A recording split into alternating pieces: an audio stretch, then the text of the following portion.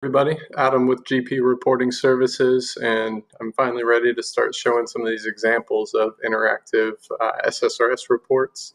In this case, today we're looking at a report that I built to help control, or really to check business rules, transactions that are being entered that the accounting team does not want to happen. So instead of forcibly stopping it, we're just trying to report right away when something is going wrong in the system. So in this case, it's with Dynamics GP Interfund Management and making sure that certain funds are not interacting with other ones.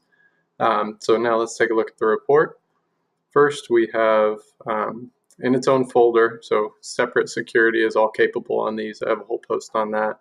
But we have three different reports that are really combining together to work on this. So the first one, the breaks, is where they can actually see and get updates whenever something is posted or even in an entry and work process that is crossing one of those rules. So we'll take a look at that in a minute. The other two reports are working together. One is giving the end user control over what transactions are okay versus breaks. So in this case, it's the third segment of the chart of accounts. And certain funds should be crossing or not crossing, depending on those. And then the hidden report that most users won't see is the action behind the scenes where certain users can actually update what rules should break or not break. So first I'll show you the setup table. So we're looking at, like I said, the third segment of the chart of accounts and whether it should cross different funds or not. So you can read this in a matrix format. If the third segment is 1, it's allowed to go to fund 2, 3, or 4. But if it's a 2, it can only go to 1 or 3. So you can see here 2 and 4 is a combination that we don't want to have. And also 3 and 4 are combinations we don't want to have. So you can see my mouse is turning into a hand there whenever I cross over these numbers. That's if I wanted to change it. So I can easily say, oh, 3 and 4, I want to switch that and make that an active combination. And that's when it goes to that hidden report. So you get a confirmation message. In this case, I don't want to change it, but I could hit yes and it'll switch to a 1. So I'm going to go back to my setup table. So that would update on the fly and give the end user control instead of having a programmer go in behind the scenes and change those rules.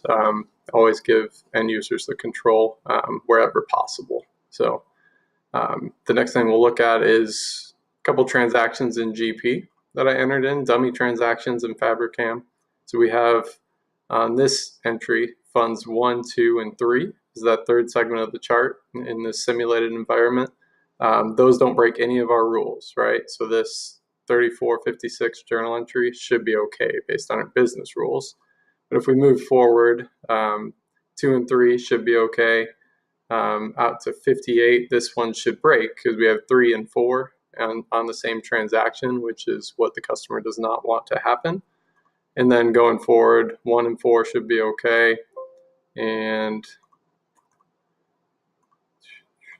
there's the last one. So 3455 should also break because we have 1 and 4 on the same transaction, or 2 and 4 on the same transaction. 1 and 4 is okay, and 1 and 2 is okay. So you'll see how that translates into the break report when it checks those rules.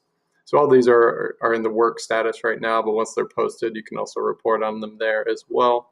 So the actual breaks report is here, Interfund Journal Entry Breaks. All right, I slipped into July here, so I'm going to change it back to June.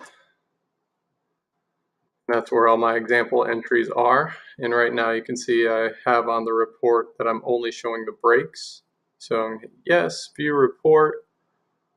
And it should just show those 2 entries that were identified as breaks right now. So this could be a subscription, automatic update to an end user when this happens.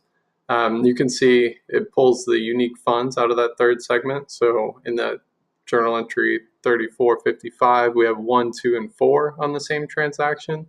Then over here on the right, it's saying between 2 and 3, we have a break. So that's that fund 2 and 4 combination. And you see the same thing on the next line where we have fund 1 being 03, fund 2, 04, and it's a break between 1 and 2. All right, so we can also see the other ones that were not a break.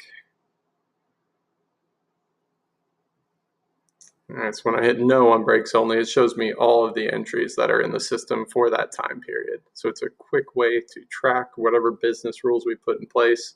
It may not be funds, it could be types of transactions or certain expense accounts to certain vendors. Could be a lot of different scenarios. So that's for your brain to get creative and to start driving those rules. As I posted about, it's all about telling the computer what your business, what you expect, and then how we can track that in the data. There's a lot of creative ways we can do that, but hope you got an idea of what I'm referring to on this business rules checking type of logic in a report. Very fun stuff to program and very flexible in helping get things in the system the right way the first time. Definitely saves you a lot of headaches at month-end close. So any questions, please feel free to reach out. Thanks. Bye.